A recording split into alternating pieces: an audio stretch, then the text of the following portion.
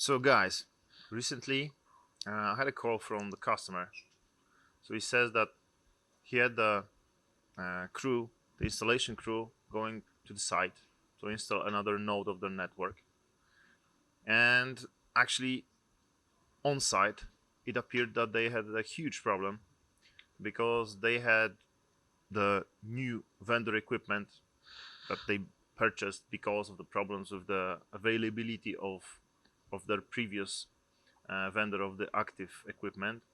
And it appeared that the storage guys provided them with the uncompatible transceivers. So actually, the whole installation crew needed to come back to the warehouse to take another part of the transceivers. They lost a lot of time. They lost the maintenance slot, and they needed to do the same job actually almost twice.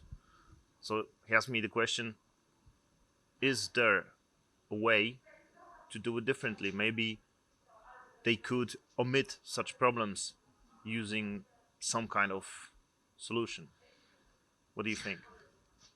This idea, such a goal to provide the universal transceiver independent of the network device you would like to uh, plug in to the device was actually foundation of our project and development of SRD device and environment, because we developed the SRD device just for somebody who need to install the transceiver in network device met on the location when that installation is planned, and that person should not worry about the compatibility of the transceiver he taken from the warehouse, because our idea is to provide the solution for programming this compatibility at the moment of installation. Nobody have to take care about the type of the transceiver or brand of the transceiver at the at the stage of planning such installation. So, what actually is SRD? SRD is the device. We originally call this device simple Recode Device. The main idea of developing such device was to develop the device which allow the user to change the compatibility with few clicks. So basically you insert the transceiver into the device and you choose from the drop-down list the vendor to which the compatibility of transceiver need to be changed.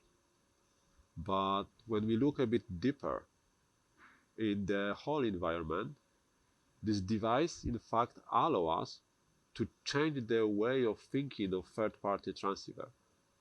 Because originally the third-party transceiver was supplied to the operator, to the ISPs, as a device, as a components, which need to be compatible with particular vendor.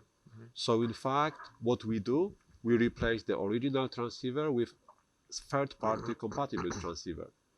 But the idea of SRD device, idea of universal optical transceiver, allow us to change the way of thinking of this, because instead of keeping the stock for 2 or 3 different vendor, let's say SFP plus LR transceiver, we could keep just one.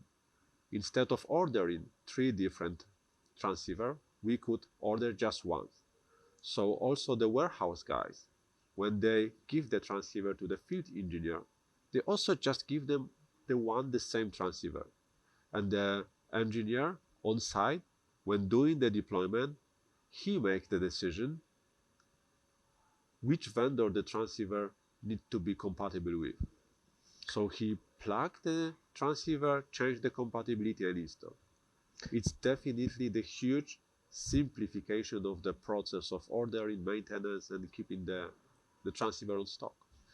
coming back to the problem you described at the beginning, in this idea there is no place for such a mistake, because doesn't matter.